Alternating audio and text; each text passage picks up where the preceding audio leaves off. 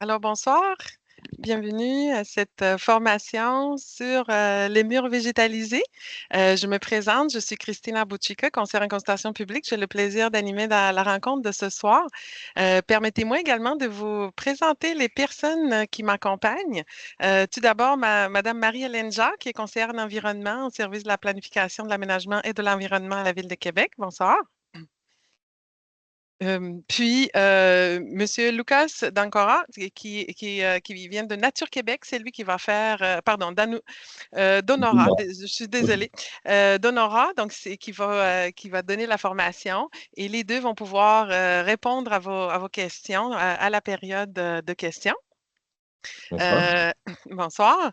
Alors, le déroulement est fort simple. Donc, je vais donner la parole à mes collègues pour faire la présentation et suivra une période de questions, commentaires. Ce que je vais vous demander, c'est d'utiliser surtout l'outil questions-réponses. Donc, vous avez en haut sur la barre de votre Teams un outil qui s'appelle QARs. Comme on est nombreux, il y a eu plus de 330 inscriptions. On va vous demander d'utiliser cet outil pour nous poser des questions et on va pouvoir les lire au micro lors de la période de questions. Si toutefois, il n'est pas possible d'écrire parfois sur le cellulaire, c'est plus difficile, ben, vous pouvez lever la main, je vais vous donner la parole. Là, je vois qu'il y a quelqu'un qui lève la main. Je vais peut-être, avant de commencer, vous donner rapidement la parole pour peut-être qu'il y a une question technique ou quelque chose. Donc, je vais vous donner la parole rapidement. Puis après, on va pouvoir. Alors, Monsieur Rubis Colibri, est-ce que vous aviez un problème de connexion ou une question avant de débuter? Monsieur Rubis Colibri? Non? Oui? On ne vous entend pas. Parfois, si par exemple votre micro à la période de questions ne fonctionne pas, parfois il faut tout simplement sortir et revenir à la rencontre et accepter que le micro et la caméra puissent fonctionner. À ce moment-là, on va pouvoir vous entendre lors de la période de questions si vous souhaitez poser votre question de vive voix. Alors, je vais donc donner la parole à Lucas pour la présentation. Oui, merci beaucoup pour cette présentation. Tout d'abord, merci à tous et à toutes de venir à cette séance de formation et surtout aussi d'information sur les murs végétalisés extérieurs. Un petit sommaire de présentation avant vraiment d'attaquer dans le vif du sujet.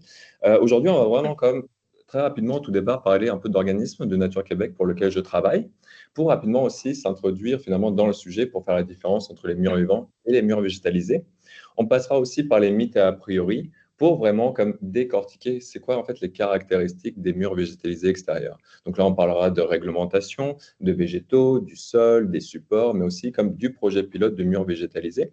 Et pour conclure, en fait, on verra rapidement quels sont les enjeux, puis surtout en fait les opportunités des murs végétalisés à l'époque, pas à l'époque, mais dans notre ère aujourd'hui, en fait, dans un contexte de crise climatique. Lucas, Euh, peut-être juste, je m'excuse de t'interrompre. Je voulais juste mentionner au bénéfice de tous que la rencontre de ce soir est enregistrée et il va être disponible. Je vais mettre le lien tout à l'heure dans l'outil QR. Comme ça, vous allez, donc c'est le lien vers la page où vous êtes inscrit. Dès demain, vous allez avoir la présentation, également l'enregistrement de la séance de ce soir. Donc, si vous connaissez d'autres personnes qui n'ont pas pu assister, n'hésitez pas à les inviter à visionner. Alors, je te redonne la parole. Parfait, merci beaucoup pour l'info. Aussi, juste pour information technique, moi, je ne vous vois pas. Moi, je vois ma présentation, je vois ce qui est projeté, mais si jamais vous avez des questions ou des interventions à faire, n'hésitez pas à me couper aussi la parole pour me dire pause ou de revenir sur des choses. Donc finalement, Nature Québec. Il faut savoir que Nature Québec, c'est un organisme national qui a été créé en 81, qui a pour but de sensibiliser, mobiliser et agir pour la conserver les milieux naturels et utiliser durablement les ressources. Aujourd'hui, Nature Québec, c'est quand même un organisme de 30 personnes qui œuvrent dans 4 pôles différents qui sont l'énergie, la forêt, la biodiversité et l'environnement urbain.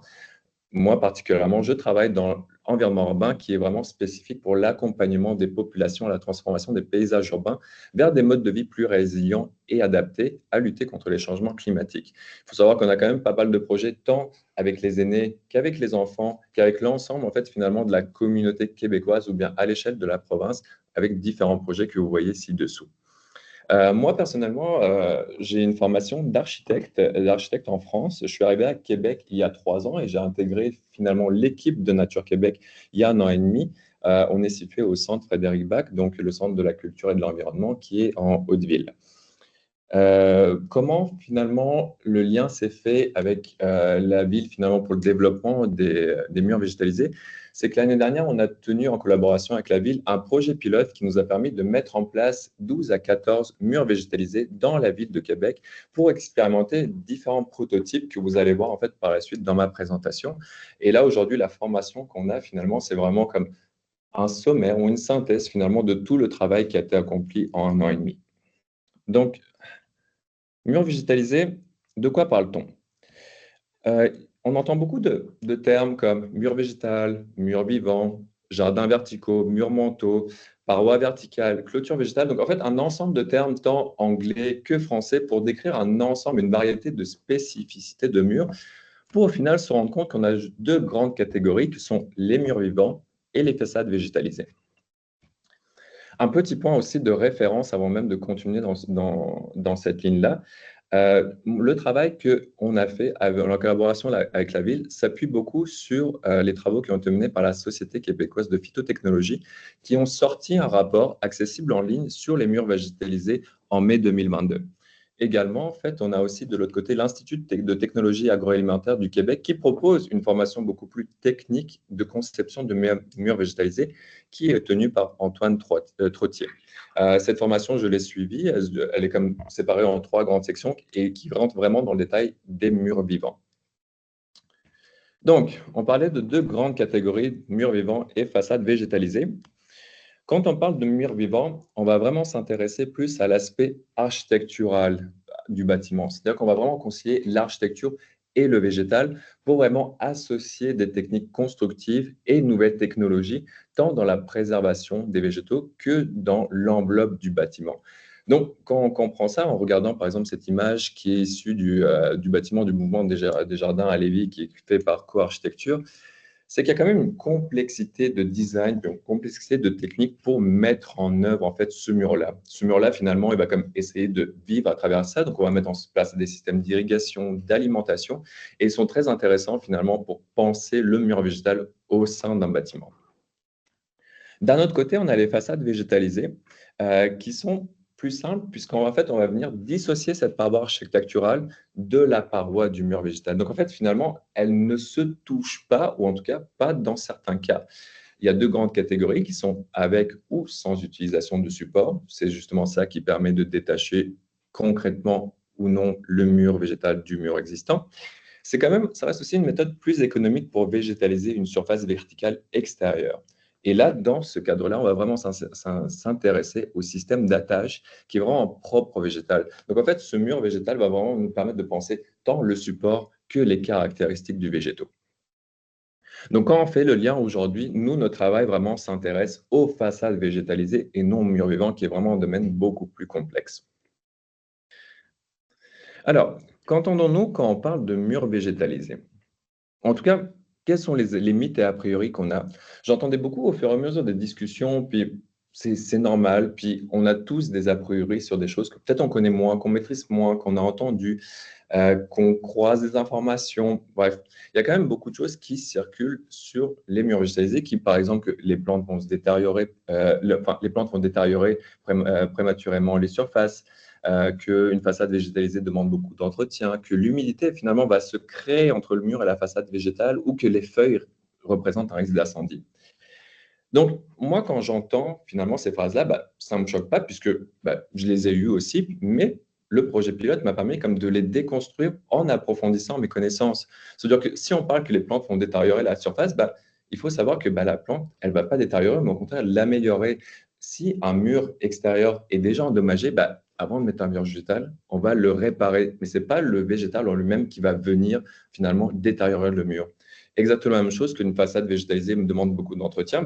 Il faut aussi comprendre un végétal, ça ne survit pas comme ça demande de l'entretien. Oui, mais il faut comprendre spécifiquement quels sont les besoins pour vraiment optimiser notre intervention, puis gagner aussi du temps.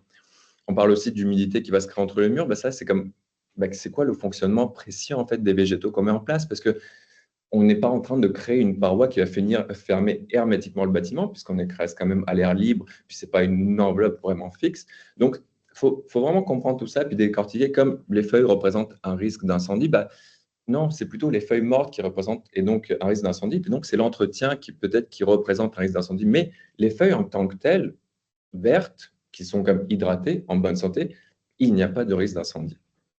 Donc, moi, ce qui m'intéresse par rapport à ces 4 points-là, c'est de dire, OK, pourquoi on prend ça? Mais en fait, finalement, d'approfondir ce sujet, puis d'approfondir mes questions pour les caractéristiques des murs végétalisés extérieurs. Donc, quelles sont ces différentes caractéristiques? Et peut-être même avant de rentrer dans ces caractéristiques, je ferai peut-être un rappel sur les réglementations qui sont en place aujourd'hui, justement, pour le bien commun, en fait. D'une part, on plante toujours sur sa propriété. De deux, on essaie de connaître l'état des réseaux souterrains. De trois, on respecte les largeurs de passage et de sécurité incendie. Et de quatre, on fait attention aux câbles électriques aériens. Donc, de manière plus simple, quand on plante sur cette propriété, je pense que l'image est assez claire. On reste dans nos limites de ce qui nous appartient. Si jamais vous avez des interrogations par rapport à l'emprise de votre terrain, Infolo est vraiment comme le site internet pour savoir comme qu'est-ce qui nous appartient, qu'est-ce qui ne nous appartient pas, c'est quoi les limites parcellaires, où est-ce que se fait la délimitation. Il y a beaucoup d'informations sur ce site-là. Pour connaître l'état des réseaux souterrains, on a aussi Info Excavation. C'est pareil, on peut faire des demandes gratuites en ligne où le site vraiment accompagne chaque citoyen et citoyenne dans sa démarche. Vraiment, donc si vous habitez dans la ville de Québec, n'hésitez pas à demander un plan de localisation. Il y a même des tutoriels vidéo qui sont sur le site qui permettent vraiment d'avoir comme une information concrète de l'état des réseaux souterrains qui se situent sur votre parcelle. Pour ce qui concerne les largeurs de passage et les sorties de secours, il faut savoir que pour la survie, pour votre sécurité, il faut toujours que les largeurs de passage dans un bâtiment restent libres. Donc, on ne va pas venir, par exemple, implanter un mur végétalisé, si vous voyez ma souris, implanter un mur végétalisé sur un escalier qui donne depuis la porte, justement, jusqu'à la rue extérieure. Ça ne ferait quand même pas de sens, puis ça mettrait aussi en jeu finalement votre sécurité au sein du bâtiment.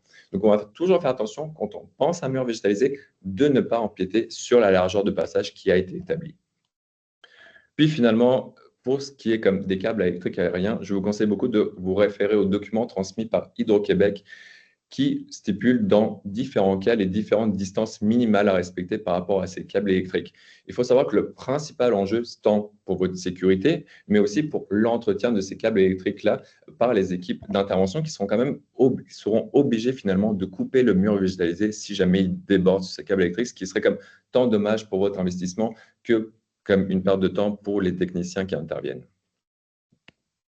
Une fois qu'on a fait un peu le tour finalement des caractéristiques des murs végétalisés extérieurs, des caractéristiques réglementaires, là on peut s'intéresser aux caractéristiques des murs végétalisés extérieurs qui passeront par le bâtiment, par le sol, les végétaux et les supports. Quand on parle du bâtiment, c'est sûr que quand on commence à penser à un mur végétalisé, avant même finalement de savoir quel type on veut, quelle plante on veut, est-ce qu'on fait ça dans des bacs, est-ce qu'on fait ça dans des supports, on regarde l'état du bâtiment. On fait vraiment attention à l'état du bâtiment qui est comme, pour moi, la phase la primordiale dans la survie d'un mur végétalisé. Si là, par exemple, il est vraiment important, avant de le mettre en place, d'identifier les ouvertures, que ce soit les portes, les fenêtres, est-ce qu'il y a des câbles électriques qui sortent, est-ce qu'il y a des lumières, est-ce qu'on a de l'aération quelque part. Donc, en fait, il faut comme préserver au maximum ces ouvertures de façade pour que le mur végétalisé ne vienne pas empiéter dessus. En fait, il est plus évident finalement en amont d'identifier ces endroits-là pour comme planter un mur végétal de manière pérenne. Aussi, on va regarder l'état du mur. Si justement, on va se retrouver avec des briques, avec des failles, avec quelque chose avec le crépi qui s'en va, avec, je ne sais pas moi, avec le béton qui est en train de s'effriter, on va quand même prendre le temps de le réparer avant même d'installer le mur végétalisé. Puis aussi, d'autres cas qui sont, je pense, beaucoup plus problématiques. Quand on parle aussi de fondation, on fait vraiment attention aux fondations quand on va planter un mur végétalisé en pleine terre. D'une part, on va prendre peut-être une distance de sécurité par rapport au mur, mais en fait, on va avant tout regarder l'état en dessous. Je ne voudrais pas qu'un mur végétalisé, finalement, si vous donnez de l'espace aux racines de rentrer dedans, je ne voudrais pas que ce cas-là arrive finalement, parce qu'il vaut mieux prévenir, finalement, réparer la fondation, puis planter le mur végétalisé après, avant d'éviter en fait vraiment tout dégât notable. Une fois qu'on a fait un peu finalement le tour du bâtiment, on regarde aussi, on regarderait dans un deuxième temps, quelle est la quantité de terre que nous avons sur le site. Là, vous avez deux images, en fait, une qui était située dans une des interventions à Limoilou, puis l'autre dans Saint-Sauveur, où on est quand même dans des sites très minérales, très asphaltés. Il faut savoir que pour un mur végétalisé, pour qu'il tienne, il faut, comme n'importe quel végétaux, n'importe quel arbre, il faut un volume de terre minimal. Quand je parle de volume de terre minimal, on va parler d'une largeur à peu près de 60 centimètres sur une profondeur équivalente à peu près pour que finalement il puisse se développer d'année en année.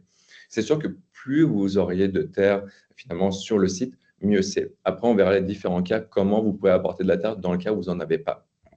Puis enfin, les cas où vraiment vous ne pouvez pas planter finalement ni, comment dire, ni au sol, ni en rajoutant un bac, on peut toujours en fait finalement utiliser des pots en géotextile finalement pour venir jouer sur les rambardes, mais ça c'est vraiment dans des cas spécifiques de murs végétalisés où on a un bel ensoleillement, où on a de l'espace, où ça ne tombe pas sur les largeurs de passage, où ça ne gêne pas les fenêtres.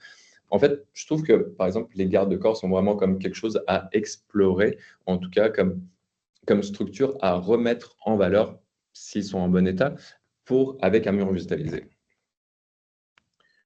Une fois qu'on a fait un peu le tour du sol, on va plus maintenant regarder les caractéristiques des végétaux. Donc, comment choisir les végétaux une fois qu'on s'était dit, OK, on a la terre suffisante, on a l'espace suffisant, maintenant, où est-ce qu'on plante?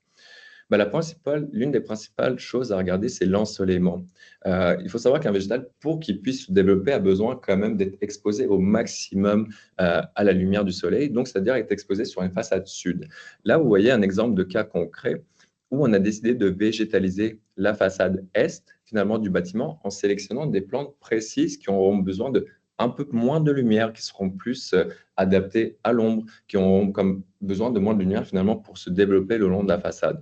Donc, il y a toute une étude à avoir tant en plan qu'avec des experts, des gens qui connaissent déjà un peu le domaine pour identifier peut-être où est-ce qu'on peut mettre le mur végétalisé de la manière la plus appropriée. Vous pouvez aussi finalement en prenant en fait cette règle de base en disant comme OK, ma façade est au sud, donc je peux planter comme étant comme la règle un peu étalon. C'est sûr que si vous avez une façade au nord, bah, à moins d'avoir vraiment des végétaux bien spécifiques qui n'ont pas besoin de lumière, justement, ce qui est assez rare, je vous le dirais.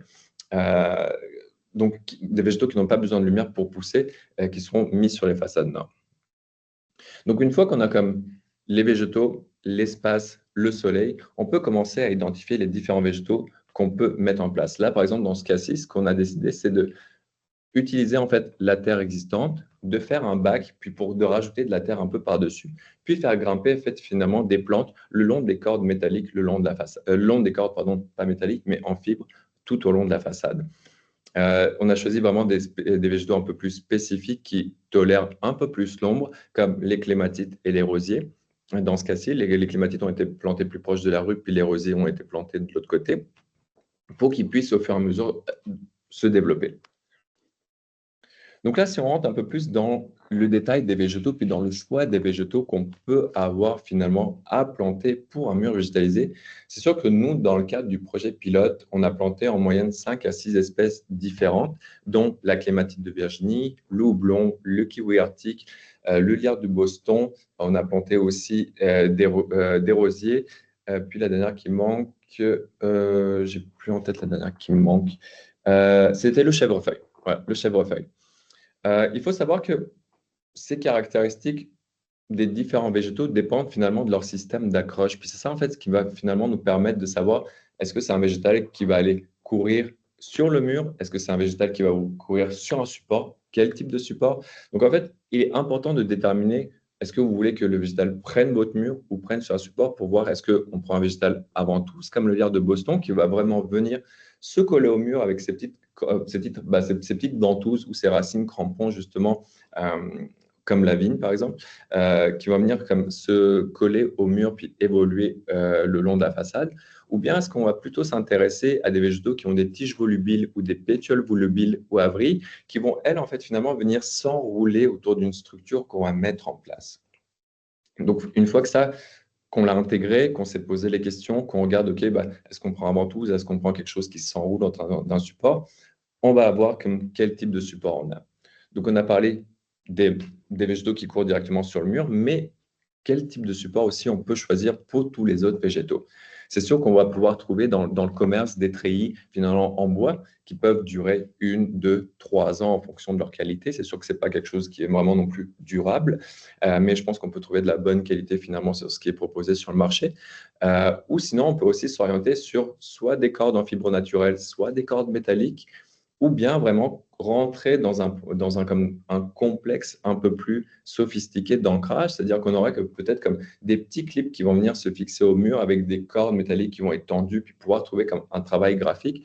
Donc ça, c'est plus illustré par ce cas-ci. Aussi, finalement, on a toujours en fait la manière la plus simple, c'est d'attacher peut-être une corde le long d'un balcon ou le long d'une façade, justement, puis venir avec un crochet, venir le planter dans le sol. C'est sûr que c'est quelque chose qui va avoir besoin d'un peu de réflexion, puis un peu de détail pour voir combien de temps il dure dans le temps. Mais en fonction des saisons, en fonction du développement de la plante, on peut le mettre en place, peut-être pas au tout début, mais une fois que la plante commence à se développer un petit peu.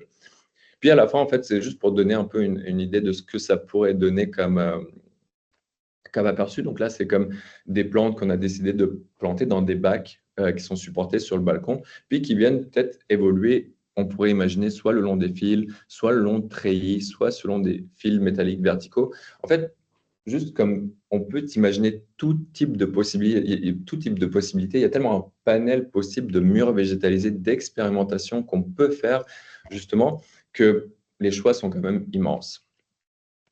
Donc là, par exemple, je pourrais vous montrer deux exemples qu'on a dessinés lors du cadre du projet pilote, où on se disait, OK, bah, si on se retrouve devant une typologie où on a de la terre en fait, finalement disponible sur le site, puis qu'on a envie qu'on on plante les végétaux dedans, bah, la structure, elle est bien, la fondation, elle est en bon état, on n'a pas de brique qui est cassée. On n'a pas comme d'empiètement sur les lumières, sur l'aération, sur des fenêtres ou des portes.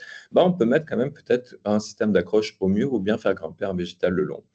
De l'autre côté, tout en restant dans notre limite de propriété, il est toujours possible que si on n'a pas de terre sur le site, on peut ramener des bacs. C'est sûr qu'une plante en bac va peut-être vivre moins longtemps ou être peut-être moins résistante à l'hiver, qui est comme la principale problématique à Québec, puisque les hivers sont quand même assez rudes, puis la plupart des bacs ne sont pas isolés. Donc il y a vraiment comme cette notion d'isoler finalement les racines pour que les végétaux puissent survivre d'une année à l'autre. Mais une fois qu'on a comme répondu à ces questions, puis une fois qu'on a pu mettre en place des bacs isolés, par exemple, qui se protègent en hiver, ben on peut planter des murs végétalisés puis des végétaux dedans qui vont pouvoir survivre plusieurs années. Enfin, tout ça pour comprendre qu'il y a beaucoup d'entrées finalement dans un mur végétalisé. En tout cas, on parlait de la terre, on parlait du support, on parlait des types de végétaux. Bah, un mur végétalisé, c'est quand même ces ensembles de questions prises dans le bon ordre pour pouvoir identifier le type que l'on a besoin.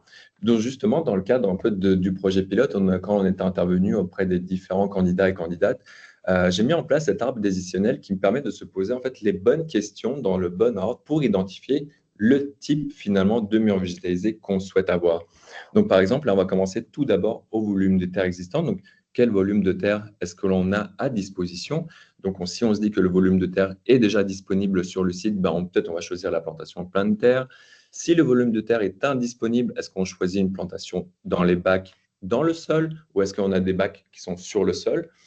Et est-ce que si jamais, par exemple, on fait le choix des plantations hors sol, ce sont des bacs surélevés, comme on a vu, comme les petits plans dans les géotextiles long des rambardes, ou alors que ça va être beaucoup plus en hauteur sur les terrasses. Une fois qu'on a identifié un peu la quantité de terre qu'on a, on va se poser la question du coup de est-ce qu'on prend avec ou sans support? Et là, ça va comme venir dédoubler un peu les possibilités. Par exemple, si on prend la plantation en pleine terre avec un accroche du végétal à l'existant, on va comme avoir peut-être le schéma le plus simple, le plus idéal des murs végétalisés, qui est qu'on va juste planter une plante en pied de façade qui va venir courir toute seule sur le mur existant. À l'inverse, si on prend des bacs surélevés avec un accroche du végétal sur le support, là, on voit qu'il y a beaucoup plus de matériel qui est mis en œuvre, qui n'est pas forcément plus compliqué à faire, mais plus comme à installer. Puis c'est surtout au niveau des coûts, finalement, que ça coûte un peu plus. Ou on va comme venir prendre de la terre, la surélever, puis créer un réseau finalement de maillage, que ce soit en corde métallique, en corde de fibre, ou est-ce que ce soit en treillis, qui vont en fait permettre de venir au mur végétalisé de se développer. Juste à titre un peu d'exemple, là, si vous voyez quelques schémas finalement qu'on a établis dans le cadre du projet pilote, où là, on est venu penser un peu des végétaux qui viennent se faufiler dans les rambardes, pendant les garde-corps finalement, avec des bacs en toiture finalement qui sont attachés à la toiture, qui ne risquent pas de tomber. Puis aussi des plantes qui vont partir d'en dessous. Donc, selon un système finalement d'accroche, les plantes vont soit monter, soit descendre. Et puis, ils vont venir jouer avec la structure, toujours en n'empiétant pas sur les fenêtres, mais en utilisant vraiment les murs structurels où il n'y a pas d'ouverture. De l'autre côté, vous voyez comme des interventions un peu plus, pas plus modestes, mais tout aussi belles, qui sont l'utilisation d'un support en bois qui était existant déjà sur cette maison-là. En fait, on avait encore un petit porche qui s'avançait. Puis, on voulait utiliser finalement cette structure en remodelant en fait, finalement le bas, en installant un bac sous la structure pour que la plante puisse venir se développer à l'intérieur. Donc, il y a vraiment tout, comme ça tout un type de mur végétalisé qu'on peut penser. C'est comme des combinaisons hybrides entre mur végétal avec support, mur végétal sans support, en pleine terre, en bac. Il y a comme, c'est tout un jeu finalement d'idéation en fonction des contraintes du site, des contraintes du bâtiment aussi, mais aussi de vos envies en fait personnelles que vous avez, tant sur les végétaux, tant sur l'apparence extérieure. Donc il y a vraiment comme tout un travail qui est très très intéressant, je trouve, à faire, puis qui était vraiment très intéressant et productif dans le cadre du projet pilote. Là, vous voyez, par exemple, on a uniquement décidé de faire des bacs à différents balcons, justement, où on aimerait bien venir faire pousser les plantes, finalement, sur une structure métallique existante qui, visuellement, aujourd'hui, peut-être n'est pas très attrayante, mais qui pourrait, par la suite, venir apporter de l'ombre sur ces terrasses où il y a des personnes qui vont venir comme se poser, discuter, prendre un peu de temps pour elles aussi, mais pour avoir surtout un lieu qui est comme agréable à rester dehors. Finalement aussi, on a eu aussi d'autres cas. En fait, on est toujours resté sur cette idée de plantes qui descendent, de plantes qui montent aussi, dans un peu toutes les candidatures, dans surtout celle-ci qui était la coopérative Beaucartier dans Saint-Sauveur. On a vraiment pensé, ils avaient vraiment une toiture accessible sur l'ensemble du bâtiment, avec vraiment une allège, donc finalement un petit muret qui nous permettait en fait finalement d'avoir un garde-corps de sécurité par rapport à la toiture pour ne pas tomber finalement. Donc là, ce qu'on a essayé de penser, puis ça, je vais y retourner en fait finalement dans quelques jours, voir comment ça se développe. Mais il y a comme des végétaux, on voulait que les végétaux viennent se développer, viennent tomber au fur et à mesure des années sur la façade, tout en comme contrôlant finalement leur croissance. Donc ça, c'est vraiment comme ce que je vous propose là, en fait, aujourd'hui, c'est vraiment des images idéales et d'idées finalement qu'on veut de murs végétalisés qu'on voudrait mettre en place. C'est sûr que ça prend du temps, c'est pas en une année, en 2 ans, en 3 ans que ça va se faire, ça va peut-être prendre 5, 6 ans. Tout dépend en fait de la qualité de terre que vous avez, de la qualité des végétaux, mais surtout du soin aussi qu'on apporte aux végétaux, qui est vraiment très important juste pour atteindre en fait de tels résultats. Puis enfin, en fait, donc, pour conclure un peu toute cette présentation qui en somme était assez rapide finalement, le projet pilote, ce que je trouve qui a été comme vraiment le plus important, c'est de constater finalement tous les enjeux, puis les opportunités, les bénéfices en fait finalement qu'il a apporté à la communauté.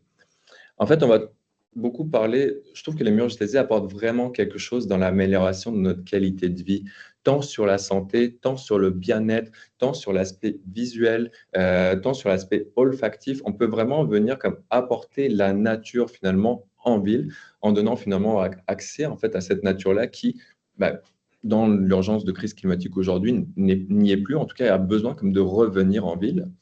Donc là, vous voyez certains projets justement qu'on a mis en place, des plantations qui ont eu lieu. Là, en fait, il y a eu il y a eu une candidature justement qui m'a envoyé une photo il y a 15 minutes, à peine justement avant l'intervention, qui m'a montré justement les premières clématites qui étaient en train de fleurir. Je trouvais ça juste visuellement beau, c'est pour ça que je tenais en fait à vous partager ça aujourd'hui. Puis moi, en voyant ça, je trouve ça pour une première année, justement, je trouve ça très enthousiasmant. Puis j'ai vraiment hâte de continuer de suivre ces projets. Donc, on a parlé de l'amélioration de la qualité de vie, de l'accès à la nature. Moi aussi, c'est l'adaptation en fait, du cadre bâti et de sa mise en valeur face au changement climatique.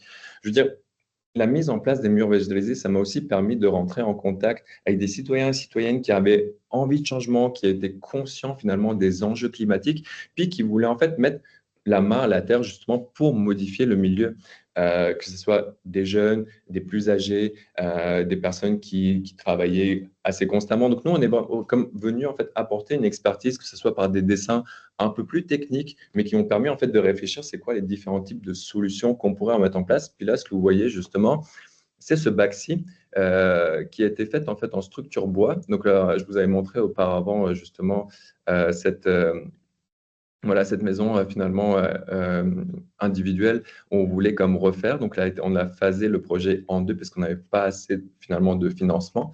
Où là, on est venu comme créer ce bac sur mesure à l'intérieur avec comme des deux parquettes, une structure bois. On a mis un isolant à l'intérieur. Donc là, vous voyez, si on zoome un peu, en fait, on ne voit pas l'isolant, mais l'épaisseur de la paroi, il y a un isolant finalement. Il y a deux plaques d'isolant qui permettent en fait finalement de protéger la terre qu'on met en dessous contre le gel.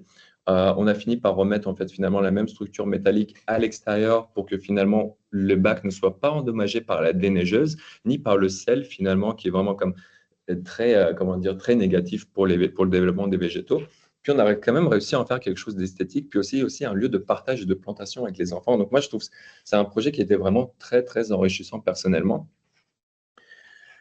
Puis finalement, c'est l'enrichissement personnel était aussi dedans sur la communauté, sur voir à quel point les gens ont été investis, les gens avaient envie de planter, ils ont prêté main forte, ils ont donné des idées. On a fait des ateliers de mobilisation, de sensibilisation, on a pensé ensemble, on a dessiné ensemble, on est allé chercher les végétaux, on les a distribués, on a planté ensemble.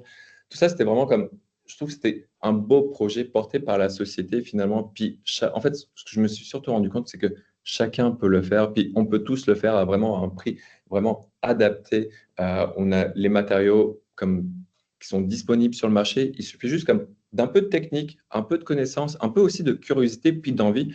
Puis je pense qu'on peut vraiment atteindre quelque chose de vraiment très, très beau dans un horizon de 3 à 5 ans.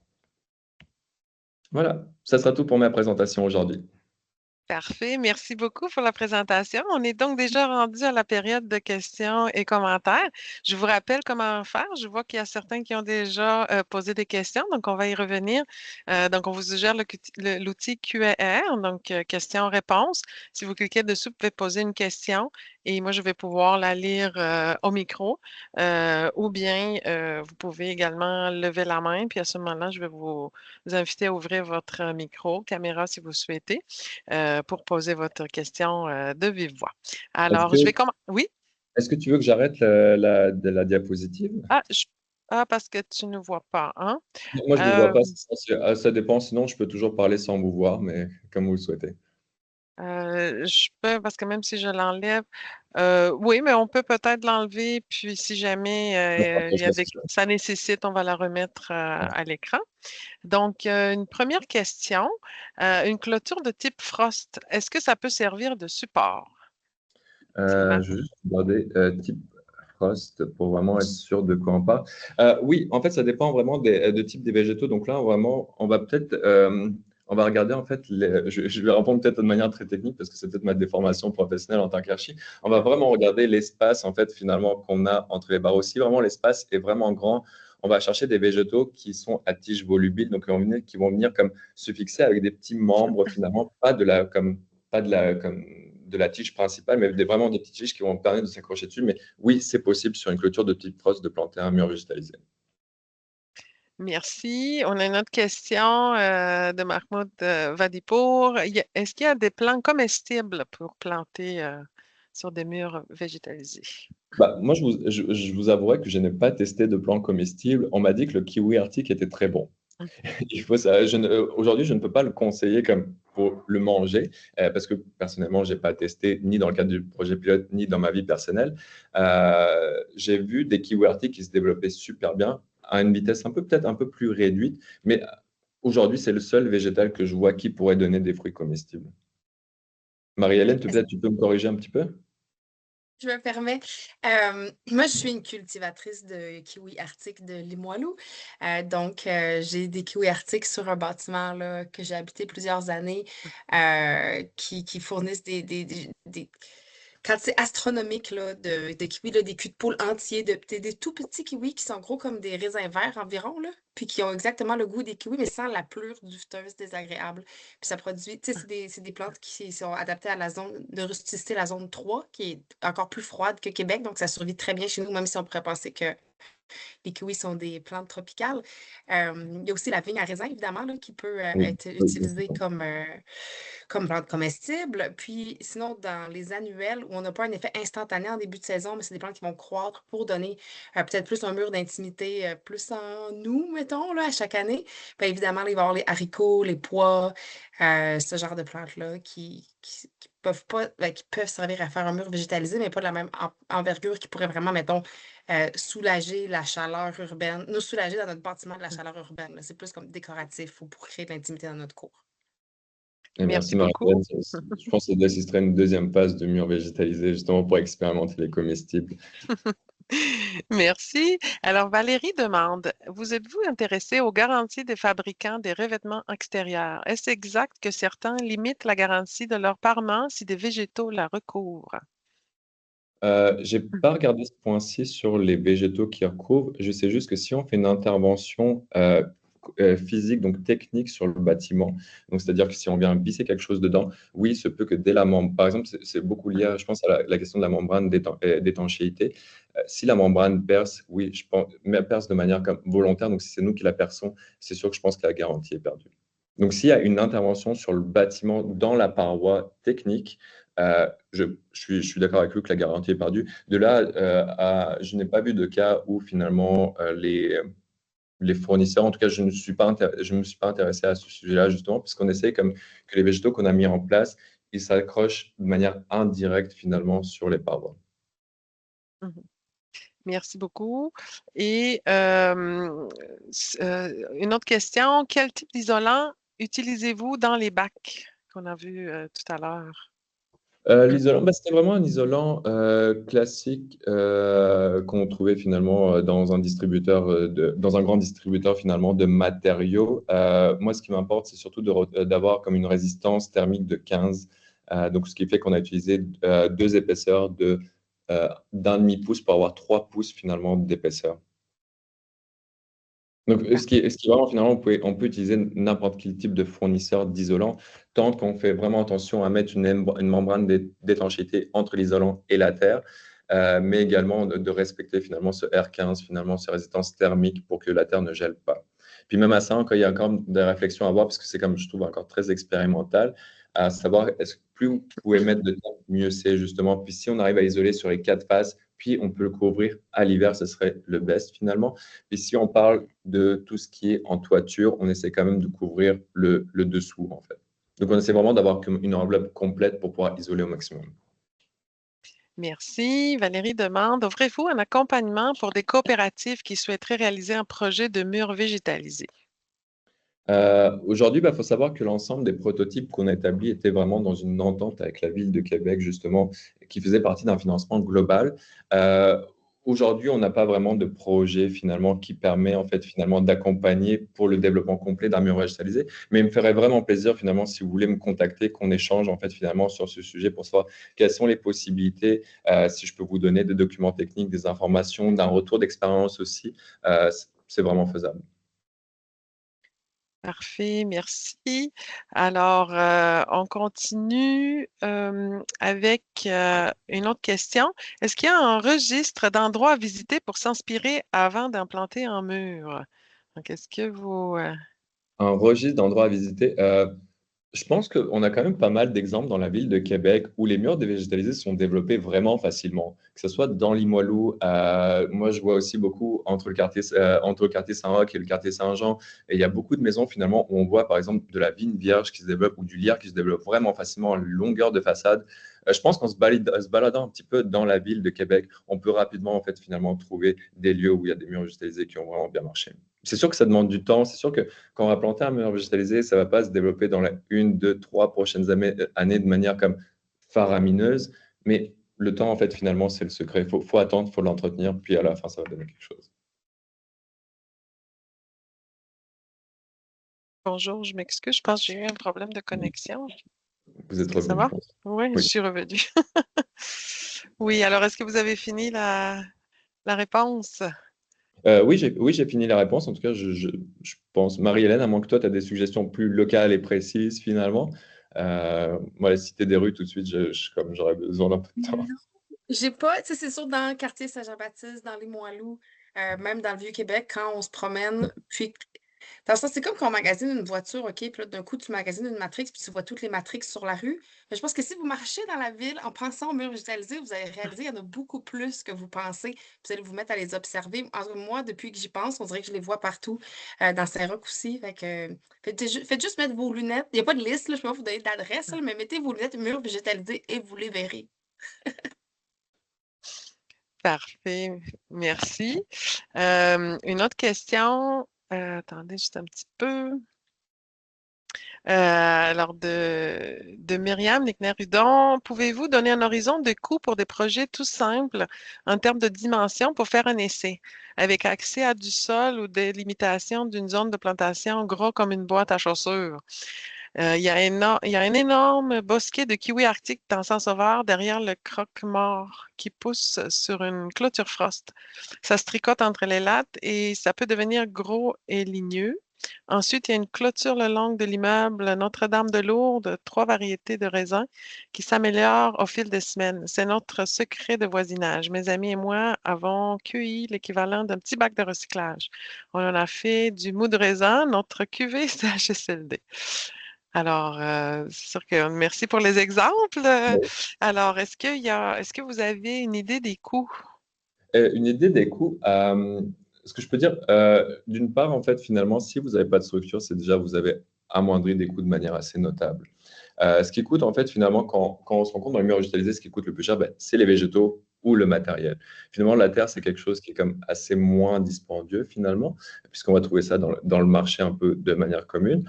Après, de là, les exemples que je vous ai présentés, on est en moyenne à 700 $ le mur végétalisé, sachant qu'il y a quand même eu en moyenne aussi entre 10 à 15 végétaux qui étaient plantés à chaque.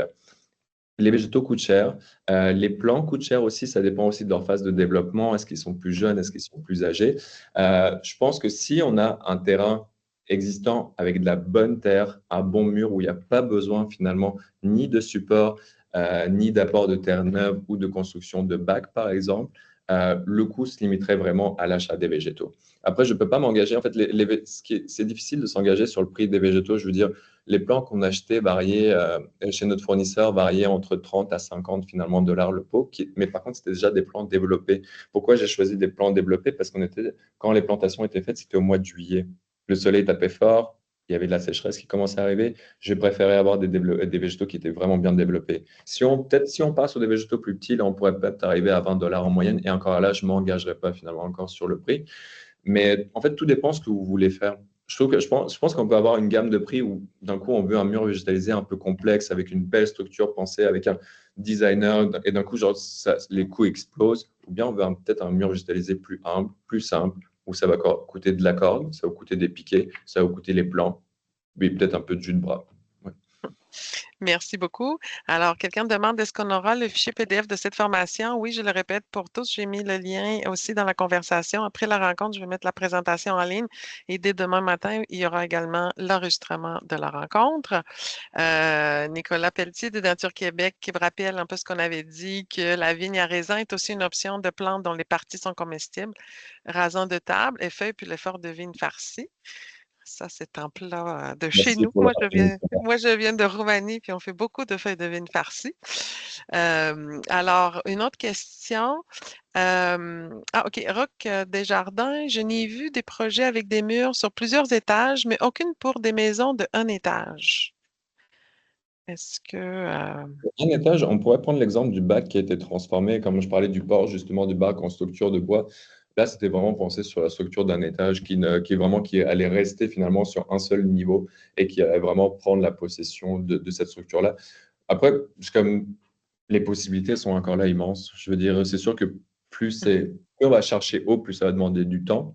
Mais même un étage, je ne vois pas pourquoi ça ne pourrait pas Donc, ce se qui faire. se fait à 3 étages se fait très bien à un étage aussi. Exactement. En fait, il faut savoir que c'est un système qu'on réapplique. C'est qu'on ne va pas prendre, par exemple, si je vois que c'est 3 étages, je ne vais pas planter juste au sol puis attendre que ça grimpe, mais je vais quand même essayer de mettre en place un système hybride où je vais apporter de la terre à chaque étage en mettant en place des pots géotextiles, par exemple, des bacs un peu plus sur mesure. On va vraiment apporter de la terre à différents niveaux pour que finalement, on puisse avoir en fait une connexion avec les racines des végétaux pour qu'ils puissent se développer correctement.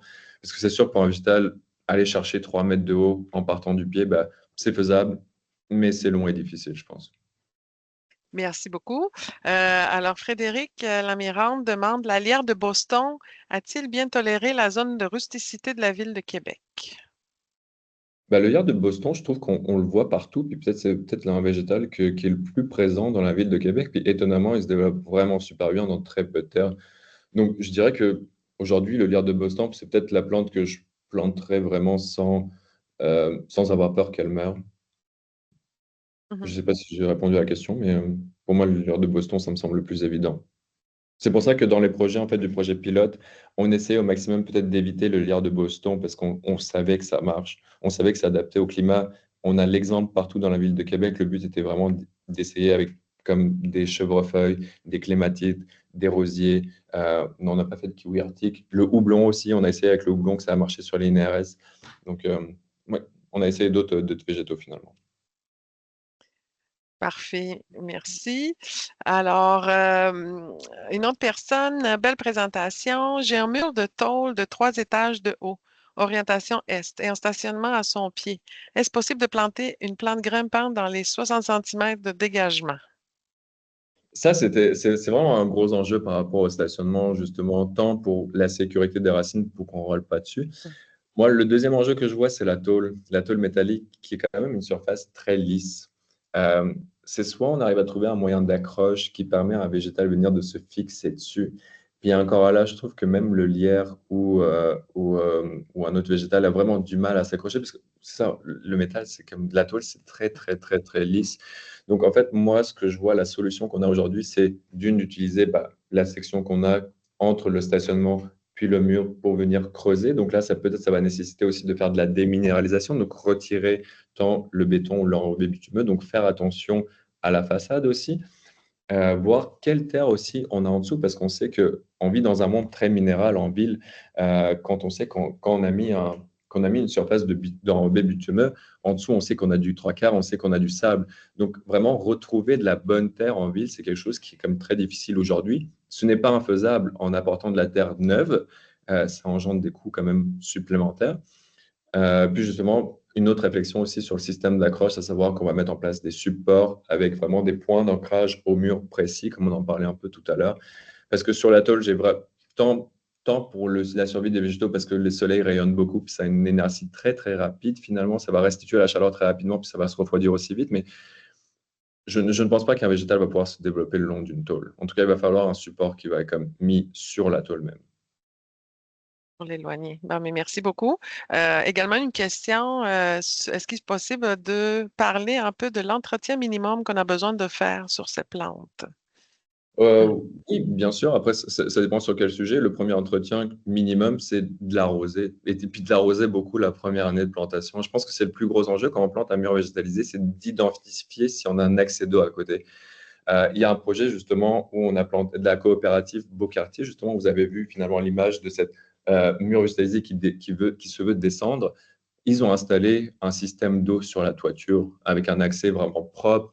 Parce que je me vois pas, moi, par exemple, vous faire un mur végétalisé en toiture, par exemple, qui descend, puis vous dire, en fait, le tuyau, il est en bas, il va falloir que tu ramènes ton seau, ta chaudière, puis monter en haut.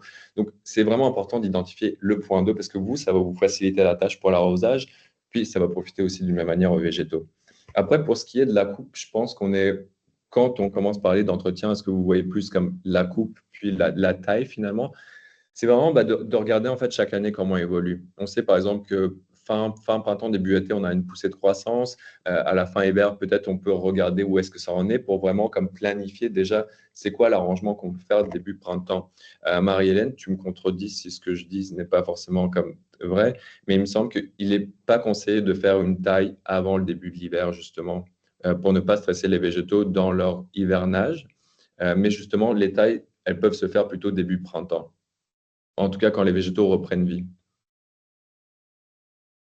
Ouais, typiquement, c'est mieux de ne pas tailler les végétaux en fin d'été parce que ça peut leur donner un signal de croître alors qu'elles doivent outer, qu'elles doivent se préparer à l'hiver, comme tomber en dormance. Fait on préconise les coupes généralement au printemps avant que les plantes se réveillent. Ceci dit, les plantes grimpantes qui sont extrêmement vigoureuses, même si on les taille en plein milieu de la saison, Mhm. comme les kiwis, les vignes vierges, elles vont, ça leur fait rien, là. C'est tellement des plantes qui veulent vivre et qui veulent s'étendre partout à la limite, si ça freine leurs ardeurs dans certains contextes, là, une taille estivale serait tout à fait appropriée, là. Mais c'est pas une jeune plante frêle qui crame au soleil, là. Elle, là, faites-lui pas de mal. Mais une grosse plante vigoureuse, tu sais, mon kiwi, là, ça pousse tellement vite que des fois, je rentrais chez moi. Puis quand je sortais le matin, il y avait des tiges qui s'enroulaient puis qui bloquaient mon passage. Mais j'étais passée la veille en rentrant, puis le matin. Fait qu'elle, Mhm. si je la taille, tu sais, ça paraît pas le Ça ne fait lendemain, là. rien. Merci Mhm. pour cette précision, Marie-Hélène. Merci. Une autre question, j'ai déjà réussi à faire repousser des bouts de vigne vierge que j'ai coupés le long d'un terrain vague. Est-ce possible de faire pareil avec la vigne Boston car elle est très jolie et élégante? Je pense que je n'ai pas cette connaissance en biologie pour quand même dire oui ou non, mais je suppose que vu que c'est la même espèce, peut-être pas la même variété, ça répondrait à des caractéristiques similaires. Je vous inviterais peut-être à tester en fait. Ça dépend beaucoup en fait. Comme je dis, moi je trouve que ça dépend beaucoup de la caractéristique du milieu dans lequel vous la plantez, puis dans les conditions dans lesquelles elle va survivre. C'est sûr, je pense qu'il y a pas mal de végétaux peuvent se bouturer, peuvent se reproduire en coupant. Après, c'est comme où est-ce que vous le plantez, dans quelles conditions, est-ce que cette plante a déjà connu ces conditions-là. Donc toutes ces choses, ça reste quand même très expérimental. Merci. Une autre question sur des murs de tôle. C'est vrai qu'on veut les cacher souvent, ceux-là. Est-ce que les plantes grimpantes de type ventouse peuvent grimper sur des murs de tôle métallique? Mais c'est que même les ventouses, on se rend compte qu'elles ont besoin d'une surface quand même d'adhésion. La tôle, Mhm, comme je dis, ça reste quand même assez plat. Puis c'est vraiment pour avoir vu quelques exemples où ça se développait un petit peu, on atteignait un maximum 1,50 m, 2 mètres de haut, mais très difficilement. Donc, à moins qu'un jour, en tout cas, pas à ma connaissance, aujourd'hui, je ne conseillerais de mettre de faire grimper des végétaux sur une tôle parce que pour moi, aujourd'hui, ça ne marche pas. C'est sûr que je vais garder l'œil ouvert. Si jamais j'en vois, je pense que je ferai part d'informations justement à ce sujet. mhm. Parfait, merci. Une question de précision de Roc Desjardins. La vigne vierge, c'est quoi par rapport à la vigne Boston? Est-ce que c'est la même chose? C'est quoi? C'est une autre variété? Il me semble que c'est une des questions de variété dans ce cas-là, non? C'est Ça la... m'étonnerait que ce soit des plantes de la même famille parce qu'elles ont vraiment des feuilles différentes, là. La vigne vierge, je peux vous mettre des liens, là, c'est Mhm, Parthenocarp, en tout cas. C'est vraiment deux espèces différentes. mhm. Je vais vous mettre, je vais les mettre dans le chat, OK? Parfait. Merci beaucoup. C'est une bonne question. Euh, alors, une autre question qui va s'adresser plus à toi, Marie-Hélène. Est-ce que la Ville de Québec offre une subvention pour l'installation d'un mur végétal sur une maison privée ou peut-on avoir un support technique pour le choix des matériaux et des végétaux? Non, ma réponse est plate. Hmm, La ville n'a pas de programme pour financer les murs végétaux sur les résidences privées. Puis elle n'a pas de programme non plus là, pour permettre aux résidents de planter sur le domaine public, mais que les végétaux grimpent sur leur bâtiment à eux. C'est des choses qui sont possibles dans d'autres villes européennes, puis c'est des programmes ou des permis de végétaliser qui appellent souvent en Europe, parce que c'est surtout en Europe qu'on a vu des exemples concrets là, de villes qui ont permis aux citoyens de réaliser ce genre de projet-là. Donc, c'est des programmes qu'on a observés, qu'on a étudiés, qu'on a présentés à nos autorités. Ça chemine tranquillement, puis on espère que les prochains documents, là, tu sais, cette semaine, il y a eu la présentation de la stratégie en faveur de la biodiversité. Il y a le plan climat aussi qui mentionne comme la lutte aux îlots de chaleur comme étant une priorité.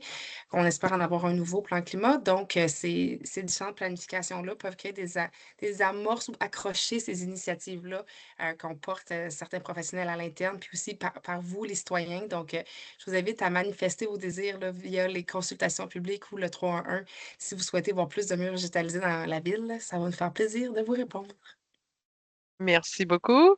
Alors, Stéphane Duquette dit, il ne faut pas négliger les coûts d'exploitation des murs extérieurs végétalisés. À ce chapitre, avez-vous des ressources à proposer pour l'entretien? Bon, ça revient un peu à ça, mais des ressources à proposer pour l'entretien et la taille lorsque la vigne est à maturité en hauteur avec des tiges de quelques centimètres et devient envahissante après une quinzaine d'années. On dirait que ça ne relève ni du paysagiste ni de l'arboriculteur. Alors, à Euh, quel type de spécialiste on fait appel? bonne question. En fait, en tout cas, pour moi, je ne me suis pas encore plongé sur cette question d'entretien à un stade si avancé. Euh, je me demande pourquoi les entreprises de paysage ne peuvent pas justement intervenir sur ces murs végétalisés-là. Euh, Marilyn, peut-être que je te renvoie la balle, mais au moins, moi, actuellement, je n'ai aucune idée en fait à ce sujet. Puis, ce serait peut-être intéressant aussi de venir comme faire une démarche auprès des entreprises privées, notamment d'entretien, pour savoir est-ce que eux aussi, ils ont des conseils, puis qu'est-ce que ça représente. Mais c'est une très bonne question, je garde ça en tête. Mhm. Merci. Puis J'ai comme pas vous de voyez, c'est une réponse. première formation qu'on fait là ce Oui. soir pour le mur végétalisé. Puis le sujet n'est pas clos, donc on va garder vos questions pour lesquelles on n'a pas de réponse. Puis ça va peut-être être pour une prochaine. Marie-Hélène, est-ce que tu voulais rajouter quelque chose? Non? J'étais en train de chercher les liens des deux espèces de vignes. Parfait. Je vous avoue, j'étais pas super Il n'y a pas de attentive. problème, il n'y a pas de problème. Alors, Myriam Lignet-Rudon, quelle vigne se bouture bien?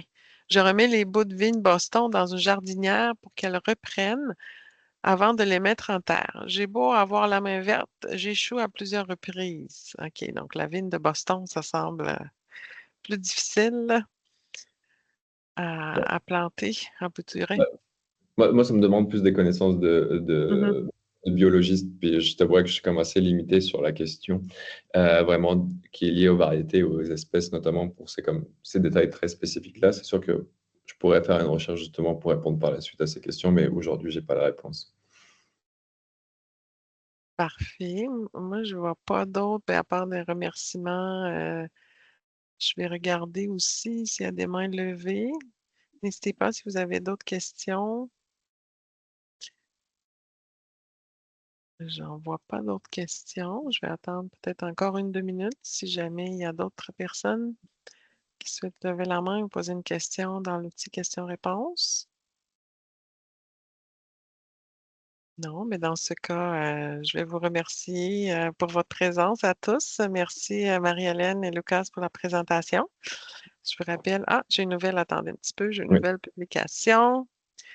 Pensez-vous mettre des modèles avec instructions pour réaliser soi-même? Euh, c'est sûr que c'était un travail qui est en cours avec la ville, justement, dans le cadre du dépôt du guide qui est lié au projet pilote des murs végétalisés. Je pense que ce serait plus comme maintenant, en fait, le temps d'aboutir, en fait, finalement, le temps d'aboutir à ce guide, je pense qu'il y a un moment ou un autre, peut-être qu'ils sont accessibles. Oui, on espère bonifier la section murs Exactement. végétalisés premièrement, le site web de la Ville de Québec comporte une page avec des informations sur les murs végétalisés qui a été réalisée en collaboration avec Nature Québec. Puis cette page-là devrait être bonifiée là, dès que possible avec les connaissances qui ont émergé du mandat là, auquel Lucas a fait référence plusieurs fois dans la présentation, donc des murs qu'il a réalisés sur 14 terrains privés l'été passé.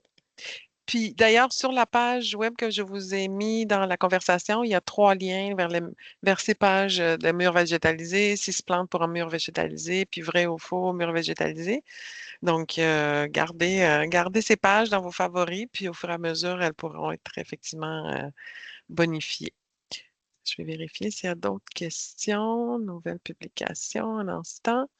Euh, Rémi Dubois-Lachance demande, en mur végétalisé, peut-il améliorer le refroidissement de la maison en façade sud?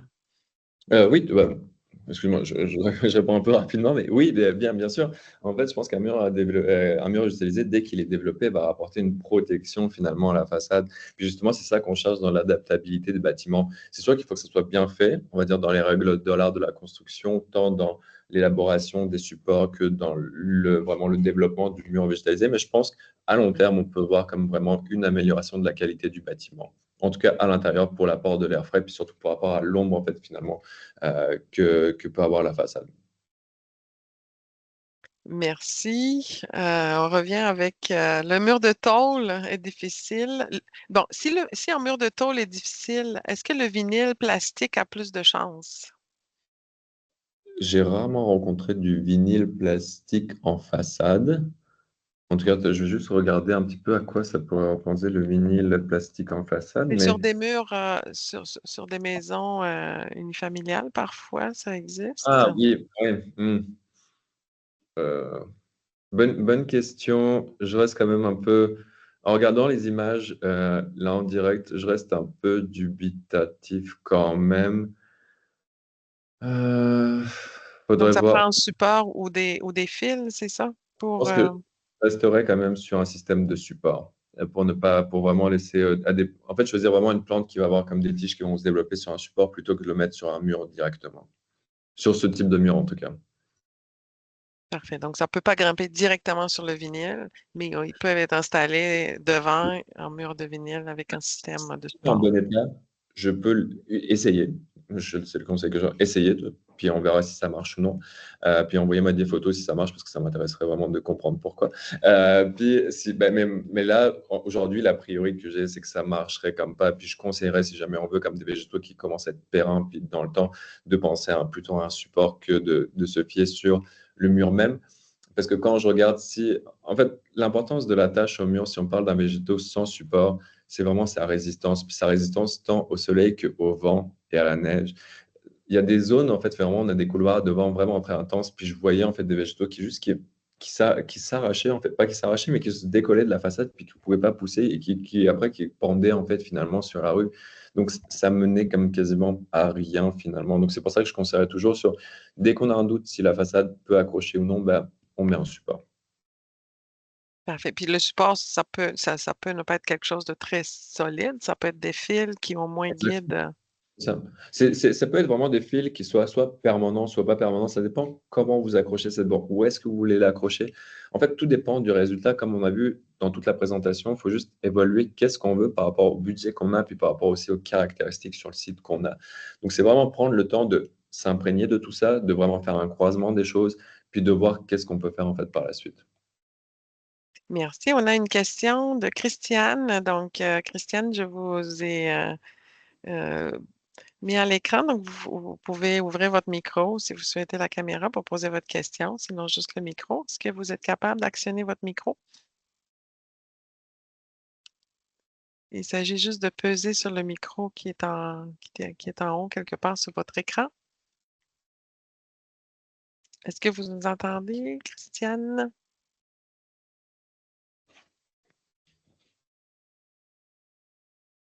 Ça semble pas marcher.